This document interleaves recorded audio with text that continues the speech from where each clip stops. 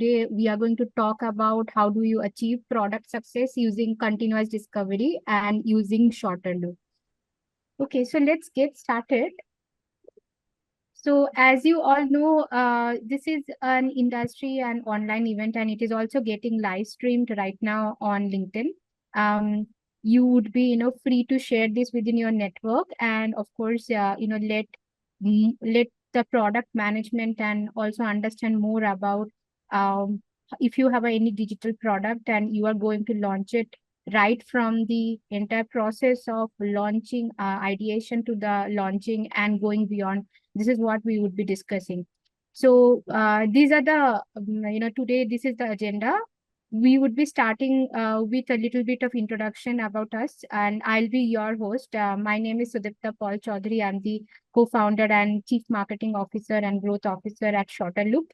And we will then have our faster delivery at reduced risk by Kinshuk Kale. He's our CEO. And we will then have the guest speaker session.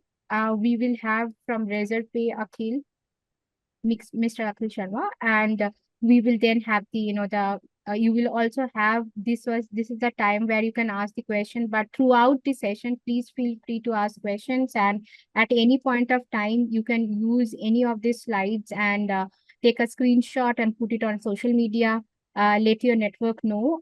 So that's about it.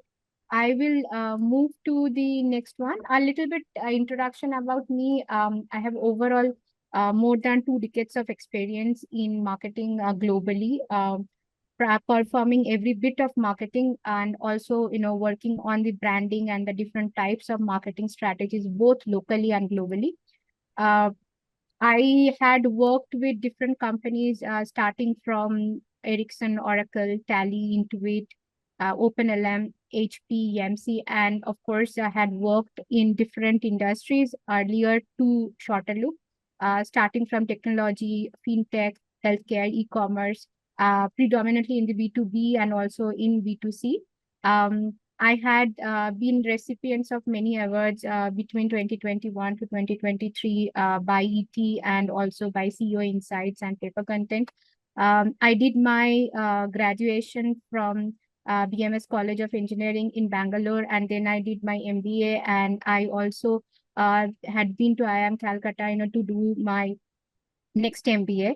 And I had been a speaker in many forums, both globally and also in many universities and also in different publications, just to name it, Economics Times, Times of India, for North America Customer Centricity Awards and CRM Academy of Asia, various MBA colleges, NMIMMS, Amity, and also part of Jackson, and had been speaker in various other forums like TI Mumbai, Women's Web, Pearl Academy, and so on. I am also a writer on my own, and I have my newsletter on LinkedIn. You can definitely see and subscribe to that. I talk more about marketing and leadership. If I am not working, I am passionate about promoting DEI, and of course working actively with the NGO, and I'm also a vivid traveler. Here is now starting with shorter loop. As you all know, the name shorter loop means that it is shortening the loop between your ideation and also the overall idea of taking it to the market and going beyond how do you perform the overall product. And it's a digital SaaS based product. We are helping all the teams globally who are very modern and believe in agile product methodologies, helping them to create successful products that their customers would love and gladly pay for. So that's about it. Now that we have a few things, I just would like to understand how many of you, know Shorter Loop, and how did you get to know Shorter Loop? Could you write on the chat that how did you get to know? Is it you knew it earlier or through our website or through our LinkedIn or from any organic search engine, or from any other sources? That would be really helpful to understand. And also understanding the overall spread of today's the session. How many of you are from the product management domain? How many of you are aspiring, want to take career in the product management or would like to be an entrepreneur, and therefore this session would be important for you to know. Please do write it on the chat, and that would really help us. And also tell us the kind of topics that you would like to see from us going forward, so that we can actually allocate that in our various monthly series going forward. So I'll take a little bit pause, and then you can definitely share your thoughts, and we will then go ahead and see. I will also look into the chat window. How are things? Please do write, and please do ask questions if you have anything, or you can also unmute yourself and talk about it.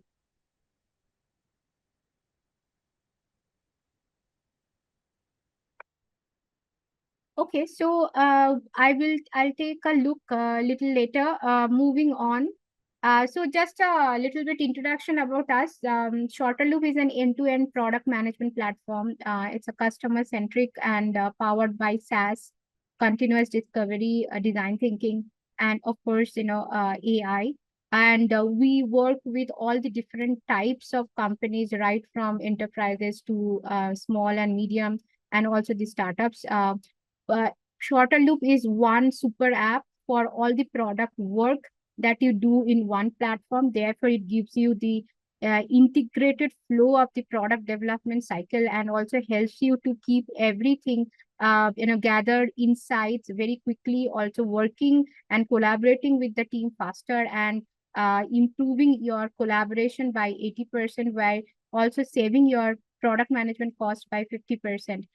We have been a recipient of various awards, being the leader by Source4, by G2 Product Hunt, and also we have been recently received another award from Entrepreneur, being the best AI-powered product management software. Um, Here are a few grids that you see in my slide right now. On the left hand side, you see that how Shorter Loop is, faring with all other players that we have, and this is the G2 grid, and we have been consistently on the high performer from the last year. And on the right hand side, you see this is the cross test software suggest market radar, where we are one of the market leaders or the product leaders. And product leaders in this case, it means that we are innovating continuously with our strong product portfolio, and also having customer satisfaction globally. So that's about it. Moving on, here are some of our accolades, and also few of the sites where they have mentioned whether we are a leader, or our quality customers, and also the happy customers at the same time, the products that we have.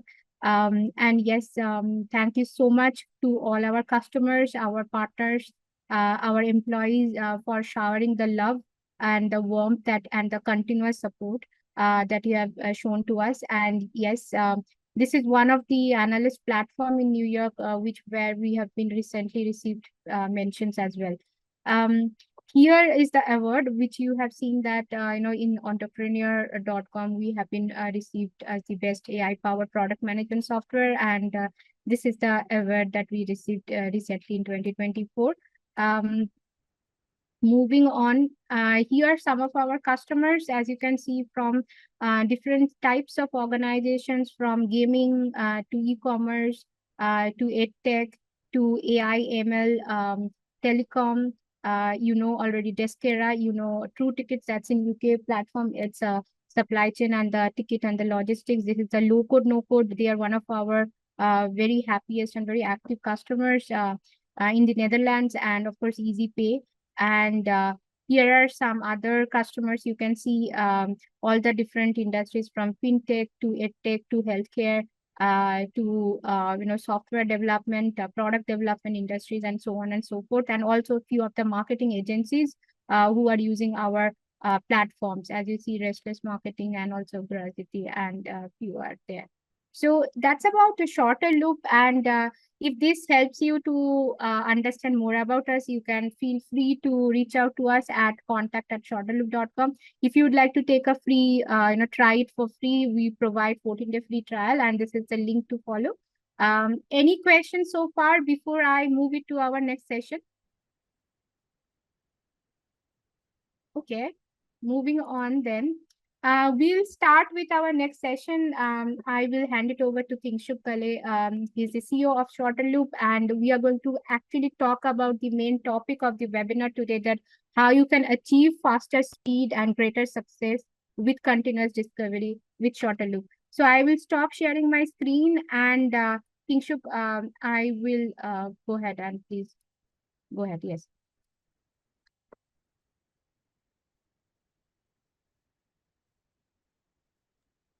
I was on mute as usual with webinars and Can't hear you online. that clearly, Kinshuk.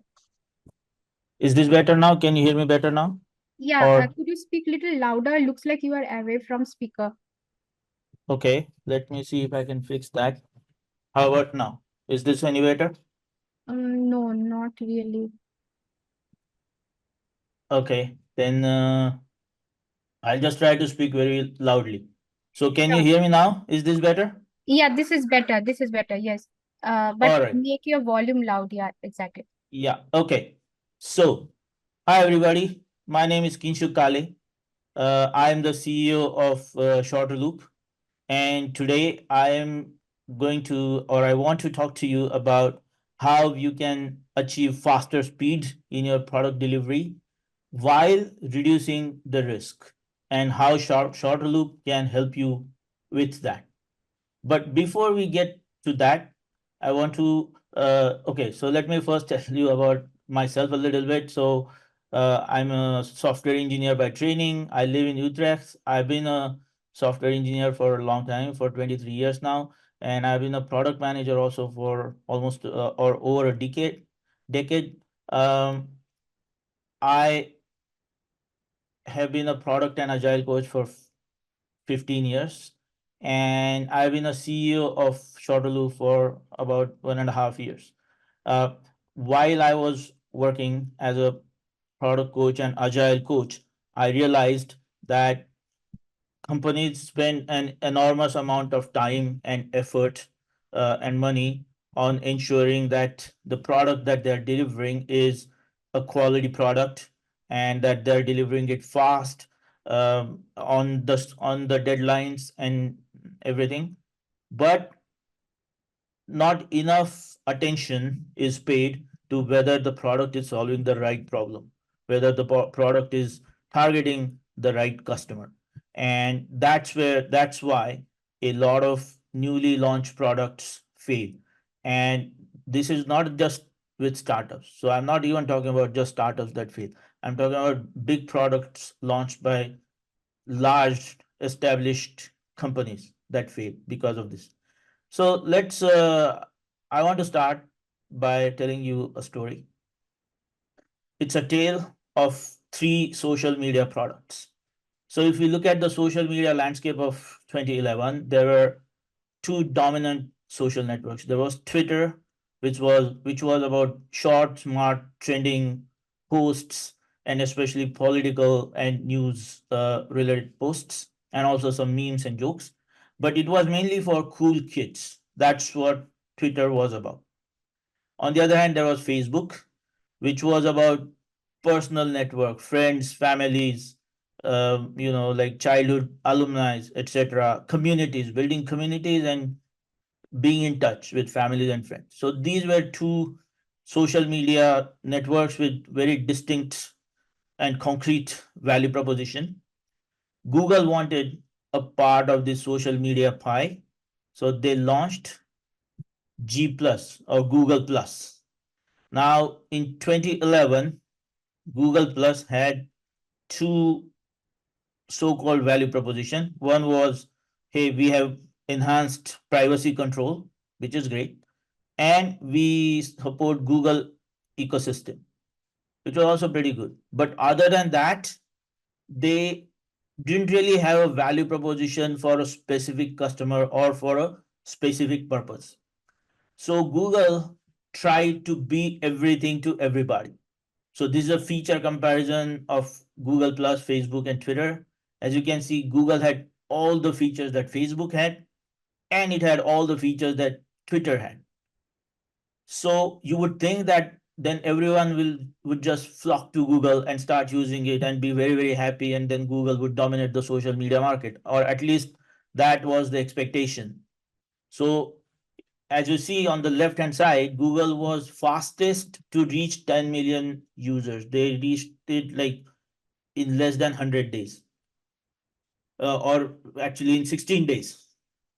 So that was great. So that there was a great hype. But then it was a bust, because out of all the social media networks, which by the way included LinkedIn, Google Plus, G Plus, had the lowest rate of shares per million. So only 6 people on Google Plus actually shared anything with others. And if people are not sharing, what is the point of your social media network?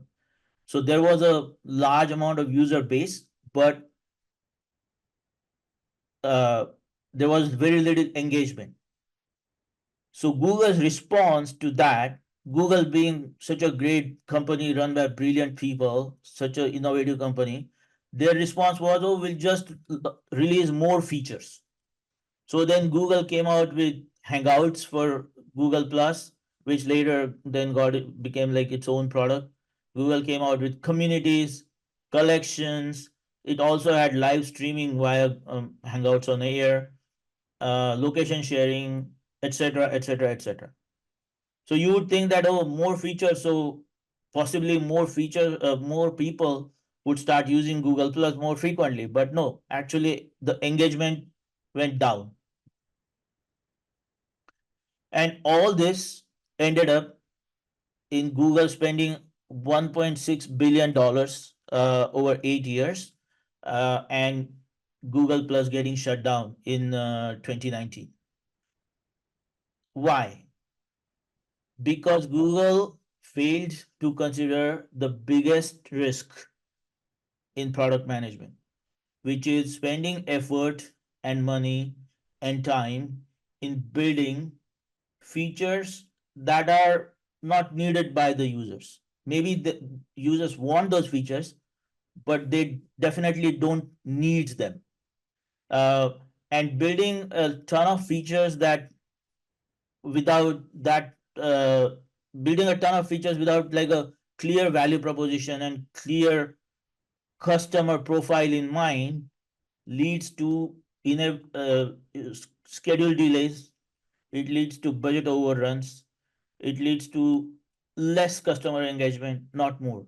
And so if you want to increase the speed of your value delivery while reducing the risk of failure, the one thing you could do is know your customer really, really well, identify what they really want, and build only enough to satisfy those needs very, very well.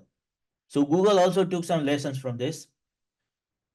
So problem was complexity and confusion of the G Plus platform made products hard to use. So the solution to that is adopt a user-centric way, so that you're building not a very complex a product, but product with just enough features to make your users happy, delight them, uh, without confusing them with with lots of additional features. Another was there was no differentiation between Google and other networks, because Google had all the features that the other networks had. So why would someone switch from Facebook to Google? Because just because Google covers all the features of Facebook, and same goes for Twitter. So instead of just being a Me Too product, validate every feature and do not spray and pray. So do not just throw a bunch of features at the users and then pray that, okay, one of these features will land. So just validate everything and be crystal clear about your value proposition. Then users change their preferences very fast. So Google had a lot of fans, right? Google had millions of Gmail users, and Google expected them to switch over to uh, G Plus almost, fanatically or seamlessly. But no, even your most loyal fans will not like a product if you cannot keep up with the changing market. So remember to adapt uh, uh, to the marketing change to the changes in markets by adopting an incremental and iterative way of delivering products.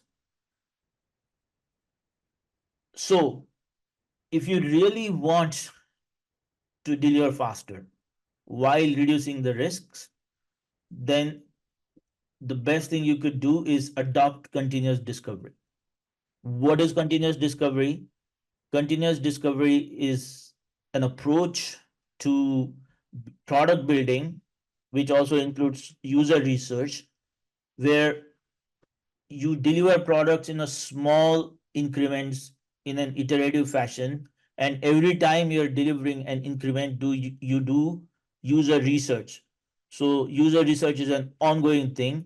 It's a small but frequent activity throughout the product, because your product is not, definitely in 2024, your product is not something that you build once and give it to the customers and say good luck. Your product is a living, breathing thing, and your users are who are shaping it. So you have to continuously look for new information. What do my users want today? They may wanted they may have wanted something yesterday, but what do they want today? How their needs have changed. And you can find this out by having conversations with your customers and running experiments to validate your assumptions and your solutions. That's basically, in a nutshell, continuous discovery. So, basics, if I go into the basics of continuous discovery, it basically means uh, that you discover, right? You discover a need, a gap in the market, current market condition. You strategize, you make a strategy based on whatever you have discovered.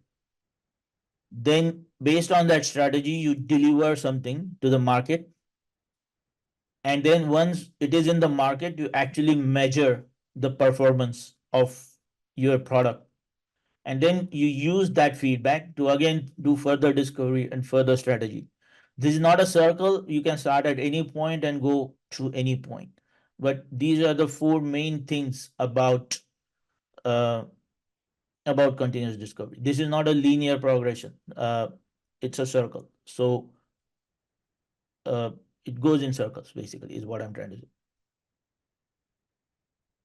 So if you look at the continuous discovery process itself, it has got certain phases. And as I said, you can start anywhere.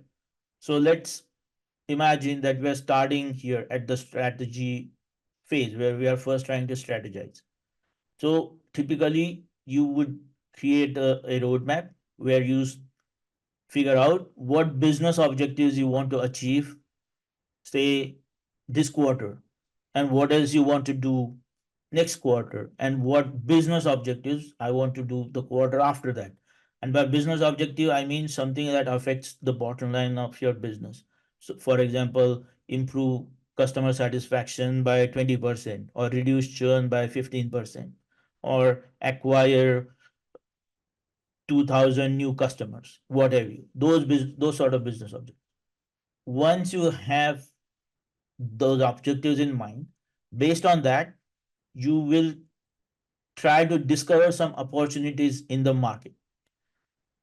So if we want to, for example, let's say you're a bike sharing app and you want to acquire 2,000 new customers in the upcoming quarter, then what are the current problems people are having with renting bikes or sharing bikes or buying bikes?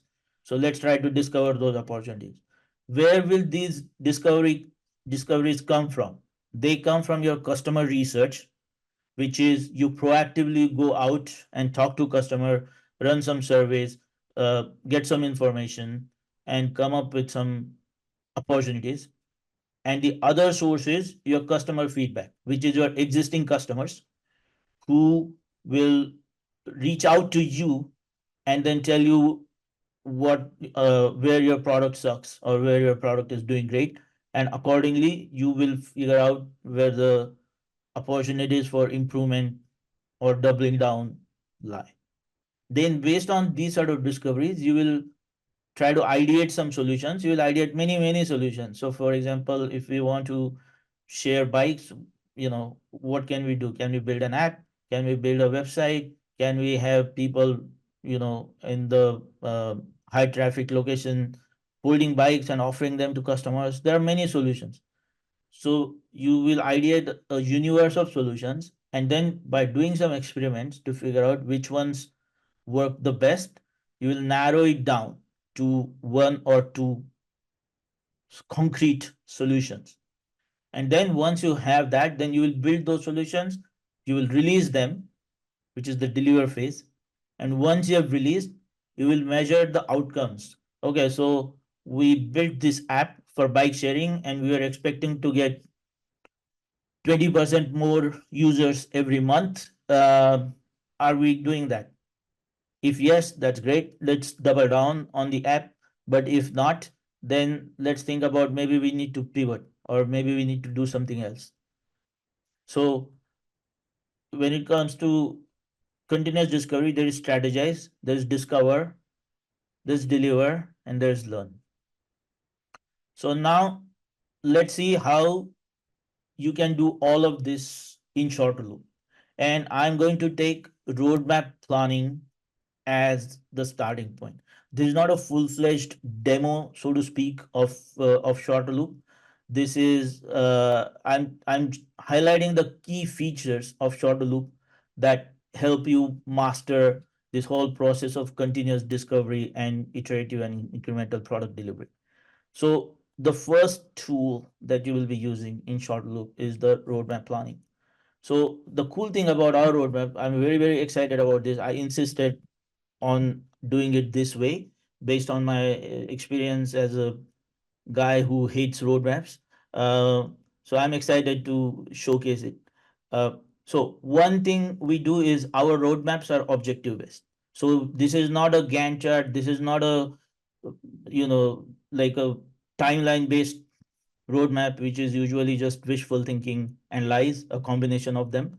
But this is a roadmap, or sorry, this is a objective based roadmap where instead of saying, oh, we'll deliver hopefully this feature from mid of this quarter to end of next quarter or what have you, we say no, we are focusing on what business needs from us, and then in say Q2 2024, we are going to deliver complete, we are going to complete the interactive experience for our users. And in the next quarter, we are going to improve the operational efficiency. And in the future, we don't have dates yet, but in midterm, we are going to integrate analytics. And then in the long term future, which we definitely don't want to commit to in terms of dates, we'll have VR and AR integration. So one thing you will notice here is that some planning intervals have start dates and end dates. So they are very tightly bound time boxes, or yeah, they have very fixed time boxes. But you can also have open-ended planning intervals in short loop. So that gives you the concreteness that you need in the near term and commitment-free flexibility for the future.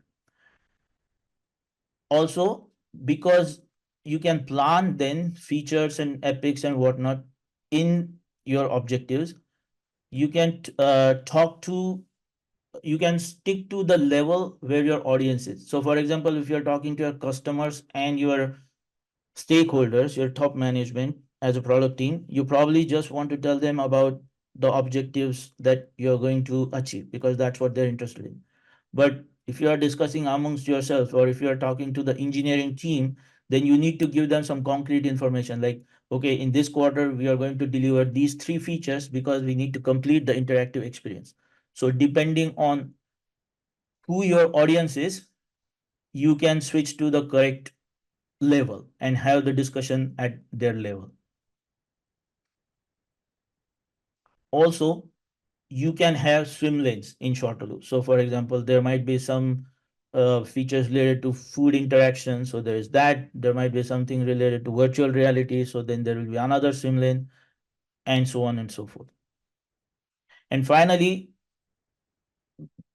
so this goes into how we do continuous discovery at short loop. because we were very idealistic and we were totally against timelines, and we were like, no, we must not have timelines because they're bullshit. And people should be able to, or it is better for everyone to use our way of planning. And then we ran into reality when we did customer interviews and experimentation and so on. Then we got to know that no, you know what, timelines are also super important because they do give people some information, and basically top management usually wants a level of granularity that is needed. So we had to compromise. We compromised, and now what you can do with our roadmaps is you can divide a roadmap, so Q4, into multiple intervals of whatever length you want. So, for example, if you have a quarterly roadmap which has 3 months in it, you can literally divide it into 3 months and say each month I'm going to deliver X number of features, or in first month I'm going to deliver these features, and in second this feature, and so on. You can even do this on weekly basis. So depending on your appetite for speed and your need for control, you can combine our planning intervals with something that is kind of like a timeline without committing to timeline. So we are kind of combining best of two worlds here. And that's why I feel that our roadmap is a very strong value proposition. Then the next thing you're going to do is, you have roadmap, you have some business objectives. Now you have to do some customer research. And to that, we provide a customer persona.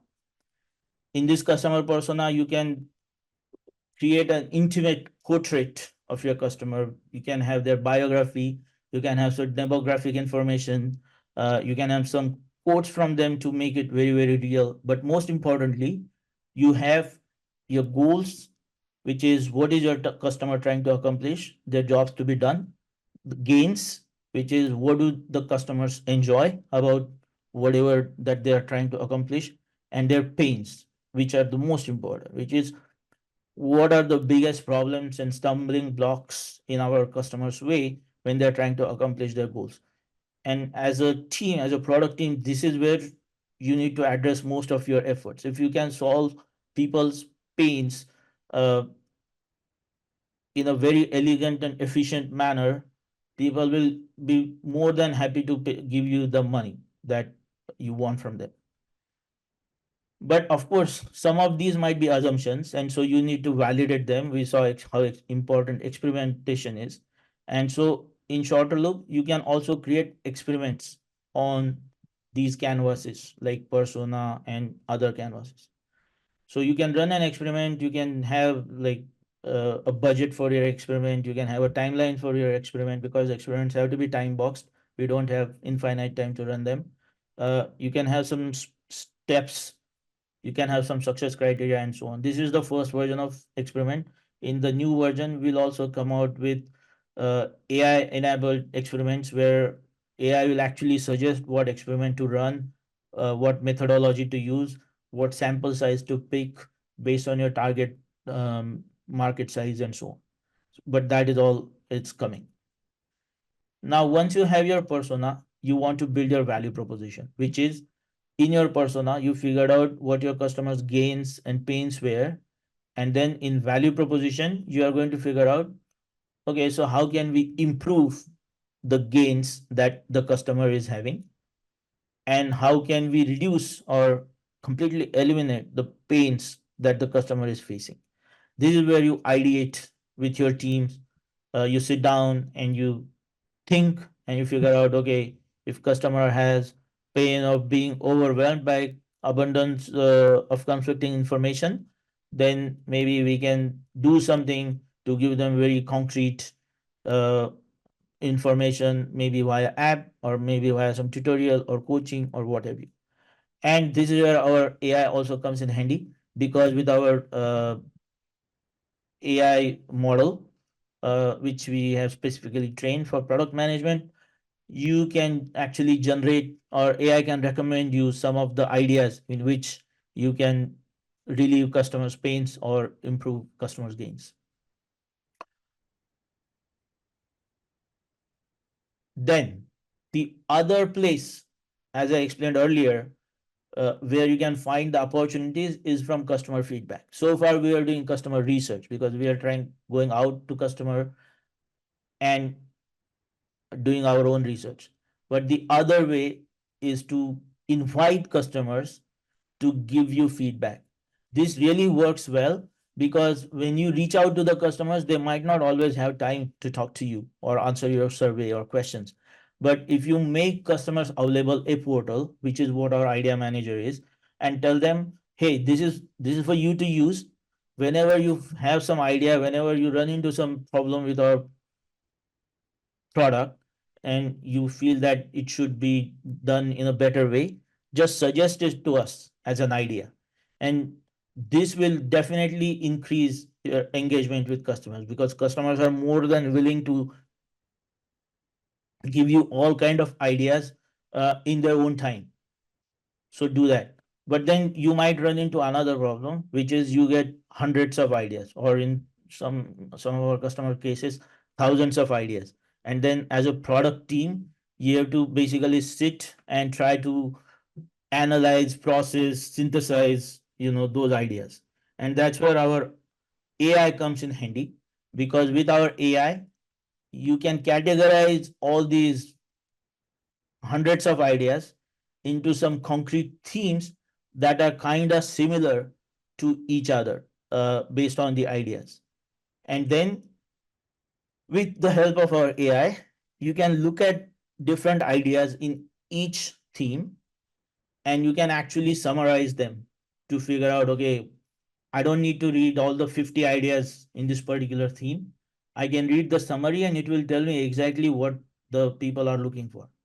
And now we are training our AI further to look beyond just the wish list of ideas and see what actual problem people are facing that is leading to all these ideas. So we are trying to look beyond the obvious feature list and go to the heart of the problem. That's where we want to take our AI. And then once you have figured out the problem in a particular theme, the main problem, then we have trained our AI to also propose some suggestions or solutions, also suggest some solutions that then you can implement.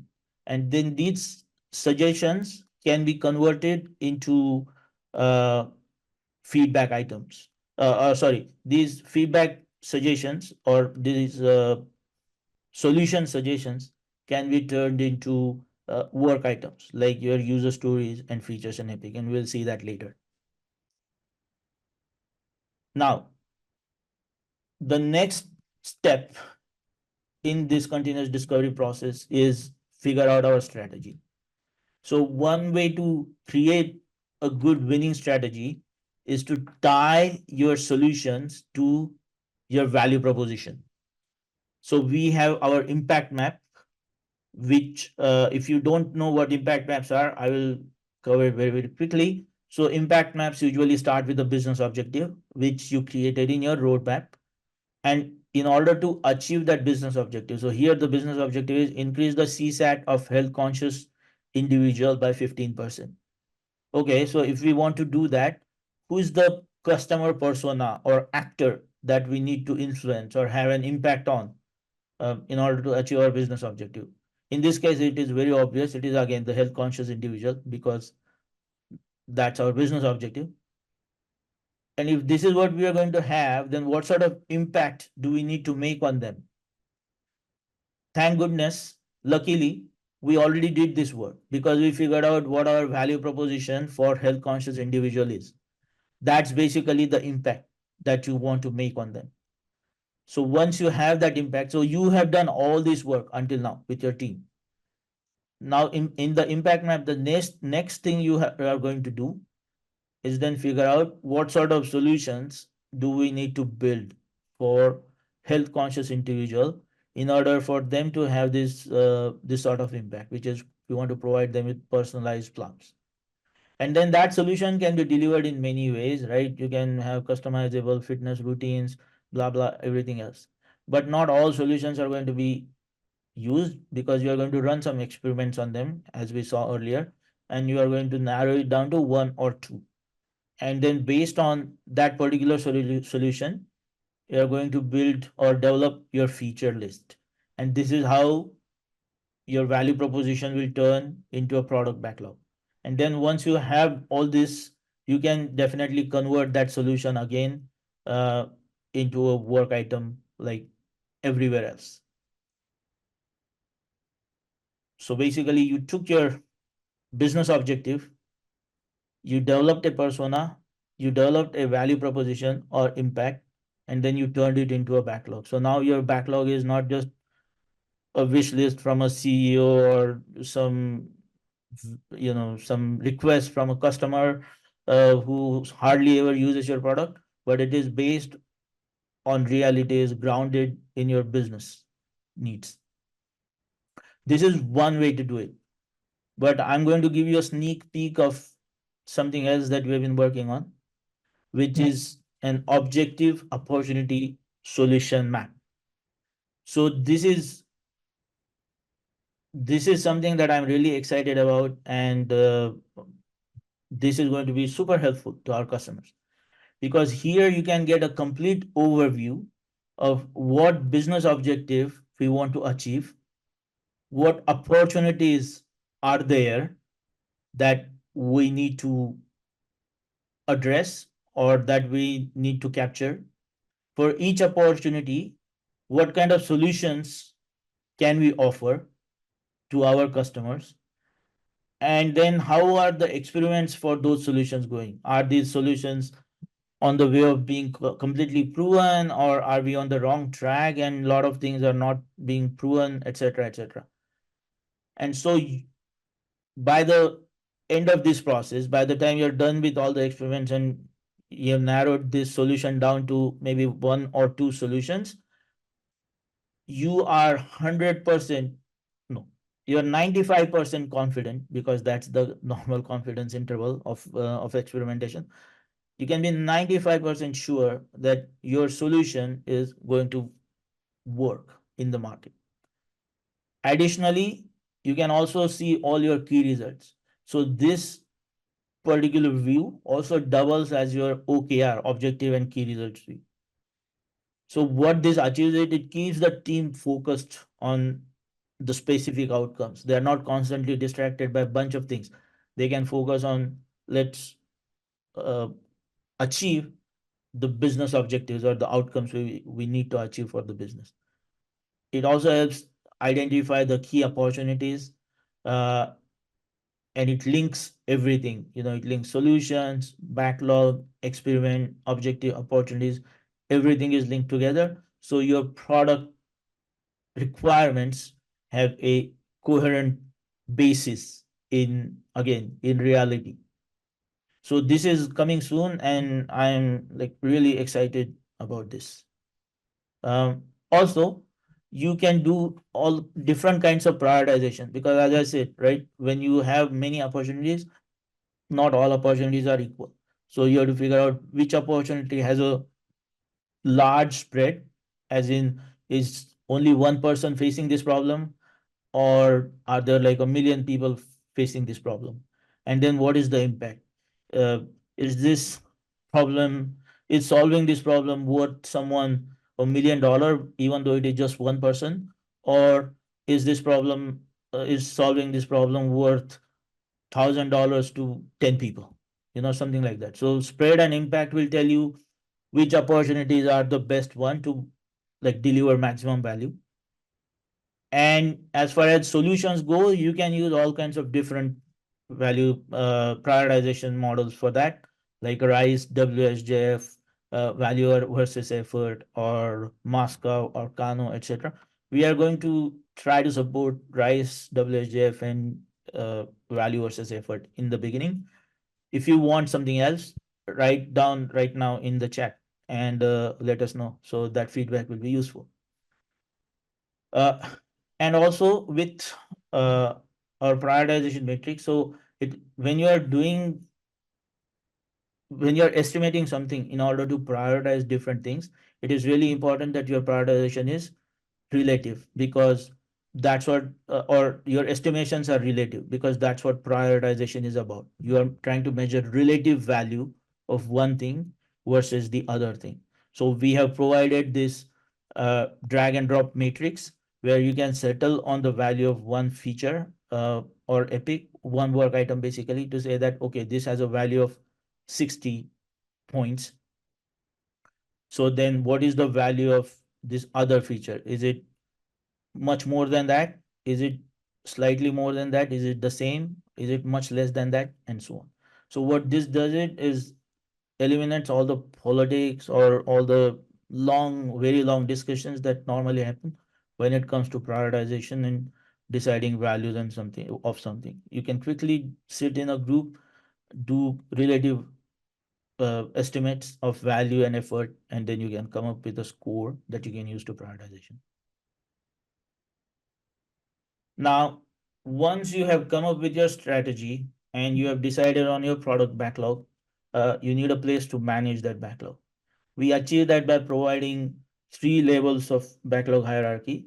So epics are huge, right? They can go on for 6 months, sometimes 9 months. Uh, they're big amount of work. They're like a project. And features are things that deliver actual value. Um, and then user stories or tasks, etc., they are the small things that you just have to do in order to deliver, the whole value for a certain capability. So we provide these three levels of hierarchy. Also, we seamlessly integrate with Jira, so you can transfer this whole hierarchy to Jira without losing parent child connections. So you can transfer this whole thing to Jira, and from Jira as well you can import work items from Jira, and you can construct this hierarchy in shorter loop, unlike any other tool, because most tools out there, they require you to import individual work items from Jira and then connect them together in shorter loop, but we do that for you. Then, unlike any other tool, I think most other tools, there might be one or two tools that allow you this. We allow multiple owners on uh, on any work item, and this was also I extremely insisted with the team that we need to have that, because with pair programming, etc., it's critical that a work item can be owned by many people, so that it is obvious to everyone that okay, anyone can work on this, and you are not forced to then create tasks or some sub items, etc., in that to uh, to show that oh, multiple people are working on this. So this is something that I was talking about earlier, that when you convert a feedback item from idea manager into a work item like a feature, on the feedback tab of that particular feature, you see all the customer conversation and customer feedback that you have received there. So when your product team of your or your engineering team or whoever, when they are working on it, when they're developing it further, they can actually see what the actual customer complaint was, or what is the problem that customer is facing that we need to solve, and they can make better decisions when they have that sort of information available. And of course, when you are done with this, when you release this into the market, you need to monitor, because the last step in the continuous discovery is measure. So you need to monitor the performance of whatever that you release.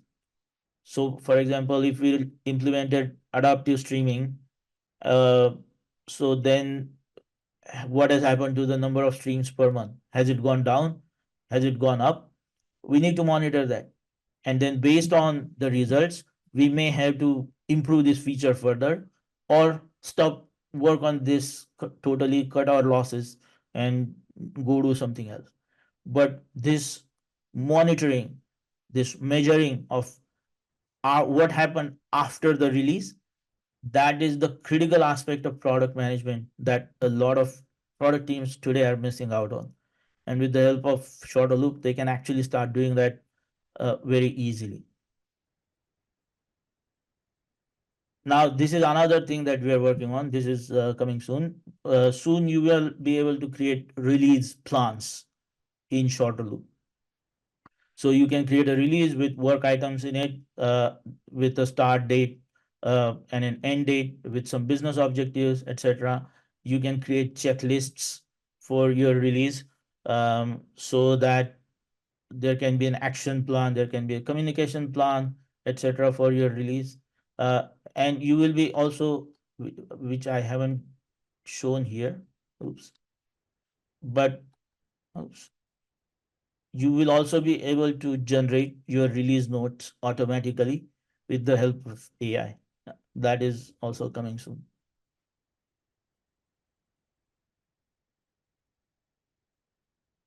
So the final aspect uh, of continuous discovery process is measurement.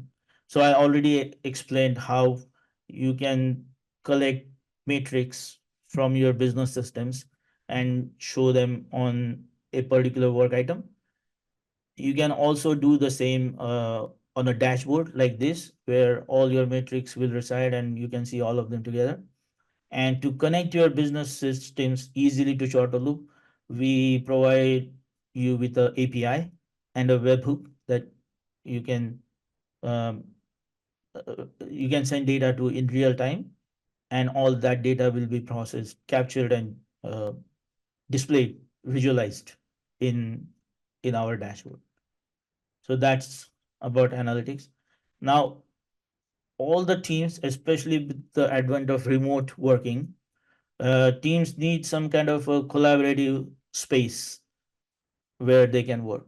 And we provide that with our digital whiteboard. Okay, the picture is not showing up. Uh, but it's a normal digital whiteboard where you can draw diagrams and uh, uh, architecture diagram, customer journey diagram, whatever, tic-tac-toe, whatever you want. Basically, it's a digital whiteboard that we are all familiar with, but it is part of shorter loop because we wanted to provide that enabler where teams can continue to work in a collaborative environment without losing the connection to their backlog and their strategy and so on. We also have a library with pre-existing templates, and these are like symbols, templates, etc., that you can create your own uh, on your own and share with the rest of your organization. So we provide that. Now let's talk a little bit about pricing. So a solution, a comprehensive solution like shorter loop could cost you anywhere between uh, $39 a month to $499 a month uh, per seat. Um, we have priced ours at $35 a month per seat. And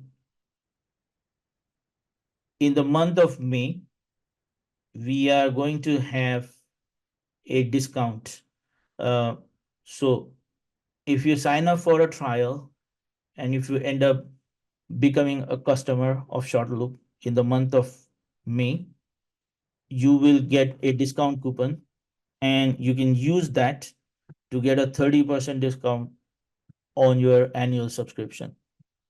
Um, so I would encourage everyone who's in the meeting today to go trial Short Loop and then consider being a customer. Like, rather than becoming a customer in June, if you become a customer in May, you will save 30%.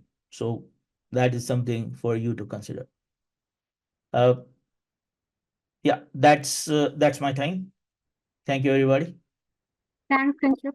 There is one question. So, first of all, I think it's a very well articulated way how a customer who are doing the continuous discovery can get the product success using the collaboration, the different part of the discovery, and of course, how do they actually soundly manage the product. So what do you see in the next few years? Continuous discovery is evolving. What is the area that continuous discovery would be evolving to? This is one question that I have from the audience. Um, can I ask a clarification question? So what does that mean? Whoever So asked that question. yeah, so it means that when we are talking about continuous discovery and people who are using it from the traditional product development, they have seen this as a success path, right? Now, how do you see this continuous discovery is evolving? What are the other areas that you see the continuous discovery would happen in the next few years? That's a question that has been asked. Well, so continuous discovery is here to stay, and it is right now it is not being practiced as much as it should be in product management. So to me, continuous discovery is essential for product management. Product management and continuous discovery are tied, right? When it comes to DevOps, there is continuous integration, continuous delivery, etc., CI/CD, and so on for engineers. But similarly, for product people, that is what is going to happen. And areas, it's going to be very popular in the SaaS field, right? Software as a service, because you have a living application. For B2C, yeah, you have no other option other than to follow continuous discovery, because you are serving end consumers and their tastes are fickle and competition is fierce. So you have to continuously be on your toes, on top of your customers needs. uh, B2B as well, because nowadays even enterprise customers are demanding performance and user experience that is comparable to the consumer products. So all these areas are ripe for, I would even say that even platforms will have to invest in continuous delivery, because even the platforms, sure, they don't have immediate consumers sometimes, even though that is debatable. Platforms are talking to other systems, but those other systems do have their own end users. And if you want to be a successful platform, yeah, you have to know who our customers are serving, who's our customer's customer. And you have to continuously look for their needs and then figure out how we can help our customer serve their own customers, right? So all these are industries and areas that are ripe for continuous discovery. Got that. I think that you also, when you were showing that few of the things that is coming up as new features, I think this is also shorter loop performs continuous discovery day in and day out, and that's why these are the insights that we have received from the market and where we have really put or fueled our product innovation and the development towards that. Okay. The other question that I have before I get into the next session is that given that shorter loop is there for each and every industry, how do you see is there any specific need across a specific industry where continuous discovery is being applied, and how do we attune to those customers industry requirements? Again, if you have a product that is being used by humans, then you are going to be benefited by using continuous discovery, because if you are serving consumers, be they enterprises or end users, customer preferences are bound to change. You have to be aware of changing market situations, and you have to solve their problems in the best, optimum, most pleasant and elegant way possible. So rather than talking about industries, I would say that if your organization has a product or even a service that is used by humans, then you should invest in continuous discovery. Got that. Thank you so much, Kinshuk. That was really well presented. Audience, what do you say? Can we have a quick poll? Can you guys, would you like to ask some more questions? Please unmute yourselves and ask before we move. We will be starting with our next guest speaker from the industry, Razorpay. But before we do that, any last questions that you have for Kinshuk? Moving to our next session, our next guest speaker. He is Akhil Sharma. A big round of applause, Akhil. And he's the Director of Product Management at Razorpay. A little bit more about Akhil. He has overall 15 years of experience in technology and product development, having very diverse background, having his various working experience from Ola, Adobe, Expedia, Airtel, IBEVO Group, and he's currently working as a director at Razorpay, and he's driving the consumer growth and the engagement.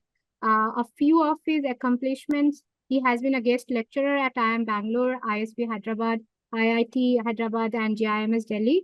And he has been a product expert coach and mentor at Product School, San Francisco, USA, and also Institute of Product Leadership, Houston, USA. He has done his MBA from IIM Calcutta and also BE from Netaji Subhas Institute of Technology, Delhi University. Um, his main skills are product management, product marketing, growth strategy, consulting, business planning, team management, etc. Akhil, a very warm welcome to you. So I have a few questions, if we may get started. Sure. Thanks, Deepta. Thanks, Kinshuk, for calling me and having me here. I think I'm excited for the questions. Thanks. Sure. So the firstly, Akhil, this is our second round, rapid fire round. So the first thing is, I'm just taking a little bit cue from Kinshuk session. So what are the key challenges that you see in the current industry, and how do you think that Shorter Loop is solving those challenges? Sure. I think as a product manager, some of the things that Kinshuk called out are rightly bang on point. So say this is the challenge that as a director or say team leader that I face on a day in, day out basis. How are insights actually coming into your product? How are you really thinking about product solutions? How are you really basing them into user insights and all of those things? And then how do you make sure that your execution plan, which is basically the roadmap that comes in, eventually that is, and Kinshuk also refer to that, is a is a is a culmination of a lot of feedback that comes in from users. It may come up from your leaders, and it may also come up with analytics insights. And how do you really balance this out and make sure that you are staying true to the business objective, user value across all your sprints?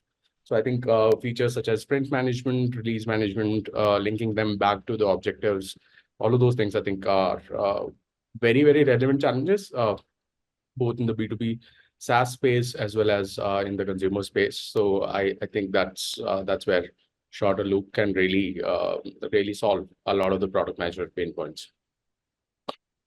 Thanks, Akhil. I also have a further, the little bit more connected question, that how do you really see effectively prioritizing the features on your roadmap while you are balancing both the side, your stakeholders, what they're saying, and also at the same time, ever evolving customers or consumers' needs? Sure. I think one of the best practices that I've seen across some of the organizations that I've worked, including Razorpay. I think Adobe Expedia had a very similar OKR-based framework, which was basically, again, started, say, popularized by Google as such in there. So basically, as long as you are able to build a clear relation between the tasks that you are going to be doing to the objectives, the business objectives, and the consumer goals that you have. You would want to be monitoring that on an ongoing basis, and then you would be able to say basically reinvent and iterate on your roadmap. So when you think about how do you redefine yourself, your roadmap based on consumer trends or the changing needs, you obviously start with the OKR, objective, key results, and say what all things you would want to accomplish as part of that. But then the trick is to actually monitor it on a continuous basis, measure it on a continuous basis, make sure that you're on top of your industry trend in that sense. And there's no harm in iterating the roadmap. Say if you're responding in an agile way to the business needs. Great. So yeah, I think the what you are I get a summary as like we need to really focus on our objective, key, and results, and continuously measure and see how we are achieving it. If we are really deviating for that, how do we really come back, tying to the business objective or the overarching goal that we have as a company. And also that is the way to balancing, of course, the customers needs and also the stakeholders or the internal stakeholders needs. Moving on to the next one, that how do you ensure product roadmap stays aligned with long-term strategic goals? Because if we see the different types of roadmap, the now, next, later, we do goal-based, we do Yeah. value-based, theme-based. Now, especially when there is a short-term market pressure and also you're thinking long-term, because product managers are visionary. So, and the leaders, of course. So how do you really ensure the product roadmap stays aligned with them? Sure, sure. I think there are a few practices that are there in the industry. For example, all of you might have heard about long-range planning documents, documentation in there. You typically start with a 3-year perspective, try and reimagine what is the end state of your product, how should your product look like at that state.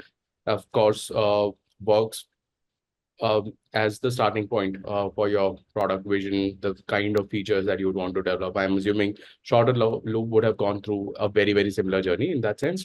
Then you plan backwards around themes in there. So as you talked about certain methodologies, there is, of course, a thematic thing. So probably you'd build the base structure of the product, which is where the MVP would be, but then you'd keep on adding thematic features on top of it. For example, in case of Shorter Loop, you may be wanting to add, say, a road mapping feature. You may be looking to add a customer insight based feature. And within that, you would want to break down features further. You want to plan sprints.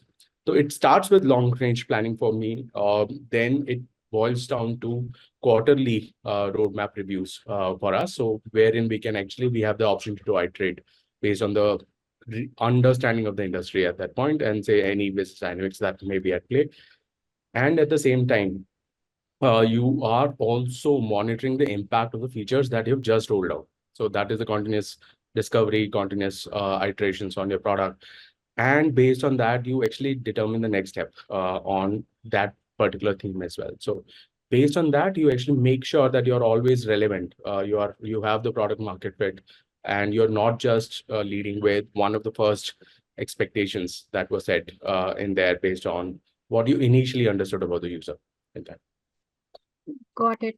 I think, but like how do you solve this peer pressure coming from the stakeholders and also on the roadmap when the customer insights are 70% weightage, but when the peer pressure is kind of taking over that, and how do you really get their buy-in and keep the compass moving? How do you do that?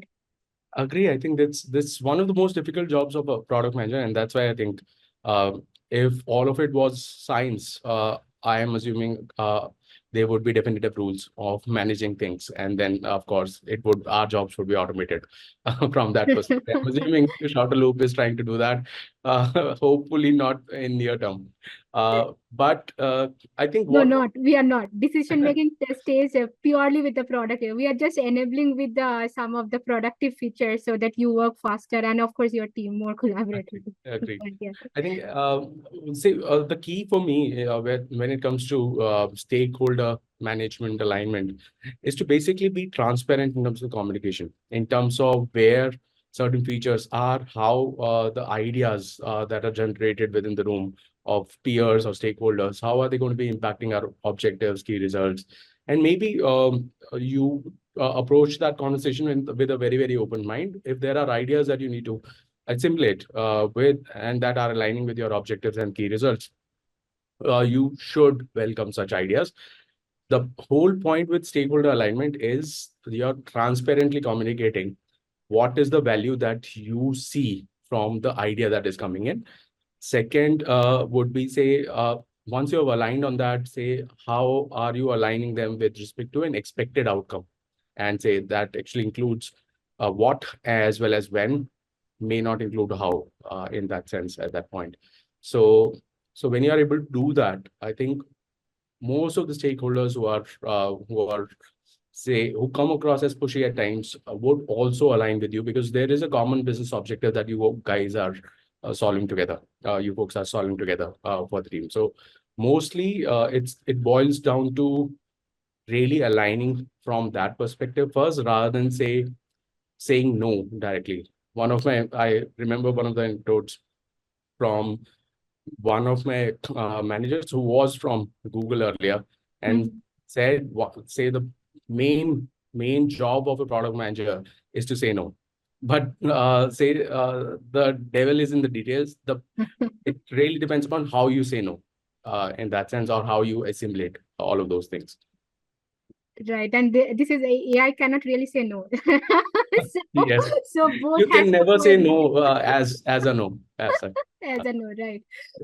I think Avnish also asked an interesting question, and he has a second one lined up. So I'll read that out for you. Today, changing industry very fast, and at the same time, new technology is coming. How company can align their product roadmap? Sure, I think it's a related point itself. I think when we mentioned, say, how do you stay relevant? How do you make sure that the consumer needs which are changing, and let's say if there are market trends which are changing, how do you make sure that your product roadmap is aligned? You're actually looking to solve the right problems at that point, rather than say working on a waterfall model, which is where you initially started with a vision, and then you say just shut your eyes and keep let's say looking at that one direction. I think in today's world, there was this interesting topic that came in with Kinshuk as well. I think continuous discovery is really needed at this point. You cannot is It's not something which is a luxury at this point with any of the product managers. You need to make sure anything that you ship out, you are measuring that impact. You are able to identify the feedback from the users on that feature. You are also keeping abreast on, say, what are the trends within the industry in that sense. And at times, you need to make sure that you assimilate those trends, market dynamics, at least on a quarterly frequency, if not monthly, in your roadmaps. So that, for example, who would have known that AI would hit us so hard? So every other product roadmap that I know right now across the industry, across my peers as well, has gone through a sea change. And you could choose, some of the companies may choose to ignore that trend. But if you choose to ignore that trend too long, you might actually become irrelevant from a consumer expectation perspective as well. So all of this is basically continuous iteration, continuous discovery, or continuous feedback gathering for me. Got it. I think that's a very good insight. Hope Avnisha, your question it comes clear to you. If you have any further question, please unmute yourself and ask. I'm moving to my next question. I think given the current sluggish economy, Akhil, and there are many product leaders who coming up from different institutes. You have been a coach, so you know better. So, what is your takeaway for them that given that the product leaders, they are the tomorrow's product leaders. So, what is the kind of growth that they can expect in the market, and also for the experienced person who are not has been so called in the product leaders, but they want to transition their career from engineering, or let's say sales, marketing, business analysis, strategy, to product management. So what is your expert opinion for them? I would say as a person who's exploring this industry for the first time as a career option, and there I would really say one of the key things that you need to develop as a product manager is customer empathy, and that is a foundational skill. If you're an engineer, if you're a business leader, if you are an analyst, or if you started with a consulting background like me in that. So the idea is always put yourself in consumer shoes and start imagining the use cases of your product. What problems would that customer have in order to be looking at you as a solution? What you would actually bring to the table as a product, and then you can actually go backwards from there. I think some of the things that you also talked about, Kinshuk, in your session was, how do you think about impact maps in there? It starts with, say, how you understand the customer in the first place. What are the opportunities that are there? What are the key problems that customer has in their journey? And then you come to, say, a discovery exercise wherein you would probably want to think about which problems to solve and then which solutions to go with. So I would say anyone who's coming into this you need to really come with a mindset that you're actually building for the consumer at this point. You have to put yourself into those shoes. And of course, some of the hard skills can be learned from analytics to probably how do you do user research in there to eventual engineering execution and those kind of things, and probably measurements as well. But I think this is one of the core foundational skills that a product manager is made of. Got it. So yeah, having a little bit of consulting and at the same time having that perseverance and going along with the flow and giving that a time that because it is product management. In my understanding, Akhil, it works with all the organizations and it influences everyone. So it's like the how do I say? It's a catalyst on its own, Yes. taking the company along with him or her. So the more vibrant, the more resilience, the more insight and the impactful career that you can make in product management. No other industry can provide that. So I Agreed. I am totally agree aligned with that. with Yes, that statement itself. So if you see, say how industries evolved across the globe.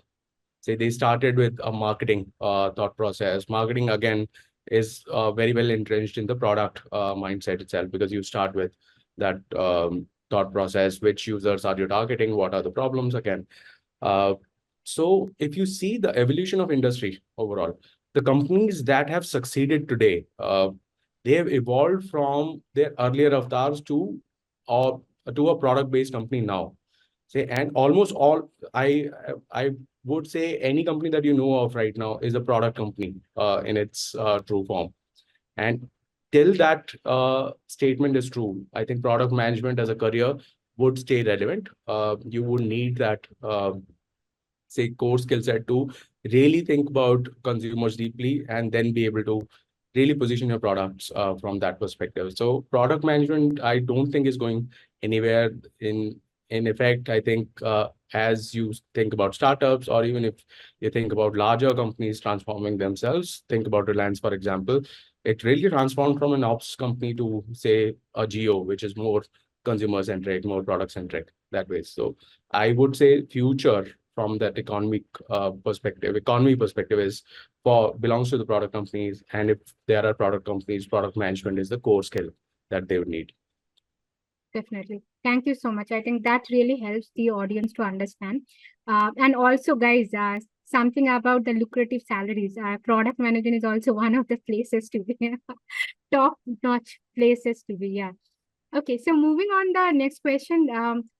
Look, when it comes to user feedback, we get both quant and also the qual. Now, how do you really, focus on that, and how do you really measure from that the key insights? What has been your key mantras, if you would like to share with the audience?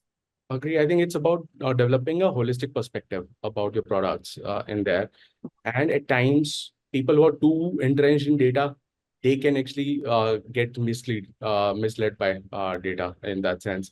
People who are too, say, entrenched in just the, say, feedback, qualitative insights in that case, they may also get themselves, say, lured into a very different direction, because you don't really have statistical significance with a lot of qualitative data. So I would say the crux really lies in the balance of the two.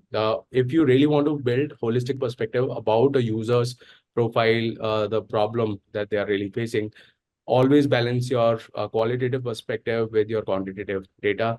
When it comes to quantitative, you need to think about how would you measure and validate your assumptions. Maybe you start with a qualitative assumption in the first place, that is your thesis. Then you also build channels and feedback loops to measure that impact in there.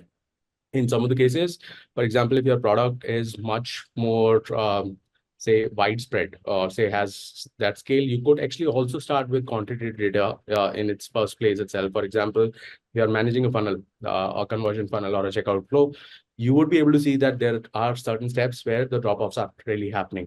But then in those cases, if you just look at that, that may not really give you a lot of insight in terms of what is needed to be done in terms of that feature. In those cases, you will need to build your context, the consumer context, by speaking to people who are dropping off at that particular journey within the flow. understand why are they dropping off. So that is the qualitative perspective coming in. And then once you do that, you would become a much more holistic. You create a lot more holistic perspective around how to solve that problem in there. So that is my view around balancing this out. Right. So in a summary, if I have to say that uh, in an objective way, yes, do look at the quant. But if you look at the deep why part of it, look at the qual, because that gives you more information and that actually opens those deeper pain points for the customers. And the product manager has to judge or strike a balance between those two. So that's a very nicely put together, Akhil. Moving to another question. See, currently it is also a scenario when you have several product lines and you have only one engineering team catering to all of these product lines. So resources are really limited. And at Agree. the same time, all the product has their own launch or the timeline. So how a product manager has to get the attention and at the same time balancing those resources towards those product lines. How do you do that? Of course, very, very difficult problem. It's good to be, it's very easy to be an expert within this chair, but I just had that conversation with my engineering team almost an hour back in there. It's very, very difficult. I think the good, say, so I can actually give you certain pointers that may work overall in such scenarios when you think about, say, how do you balance engineering outcomes and how do you really get resources allocated to your problem that you would really want to solve. So I think it really boils down to how relevant is your problem for a business outcome in that sense. Of course, it needs to be entrenched with the consumer insight. It needs to be really brought into focus from, say, the core things that you really understand about that problem itself. So you have to be detail oriented with that problem. So you have to have your homework completely done in that sense. And when you propose that idea in there, eventually the resources will go to problems that will have the highest impact. That is the simple ROI framework Right. that any organization can follow. So as long as you're very clear with respect to the return, and that return is qualitative again, it is subjective to a lot of companies. You need to really look at where does my return connect back to the business objective. And again, businesses have long range objectives, and if you're able to do a thorough, detailed job of identifying the problem, clarifying that problem, relating it to a business return of sorts, then more often than not, resources will come towards that problem. You can actually align the org accordingly. Some of the other things that really work with engineers in general is of course, being able to acknowledge the pain points that the engineers would have. They need clarity to build a solution on that front. Need to be transparent in terms of why you are approaching them with a problem, why there is a change in the roadmap, for example. So as long as you're transparent and acknowledging each other's pain points as such, uh, I think I've seen product engineering work relationship really working out well. In cases where any of these elements is missing, that is where the devs come in and you actually get into a situation where you are not able to get things done. Right. So I took these four keywords from your answer. So one is the business objective. Second thing, the impact, and showing them the effort that why they should put their investment of time and the energy, because the impact is really really very high. And of course, as a product manager, keeping that synchronization and the transparency with the development team, clarifying their doubt, being the communication pro. If I say, I think these are the 4 or 5 keywords that would really help an engineer to a product management transition or being on the same page. That would really help. Agree. Right. Okay. The last two questions that I have so far from other audiences is that one, if you really need to understand the product market fit, right? Using continuous discovery, how does product managers do a better job identifying a strong product market fit?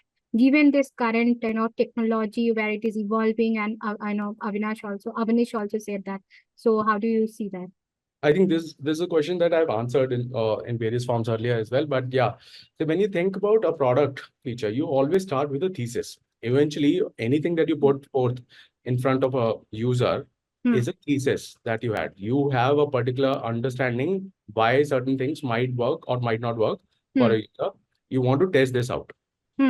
As long as that is very clear in a product manager side, most of the times we have very solution oriented or a product myopia kind of a situation coming in where say the product manager or the engineering team is too tied up or say too much married to the idea itself or the solution itself that they lose the context.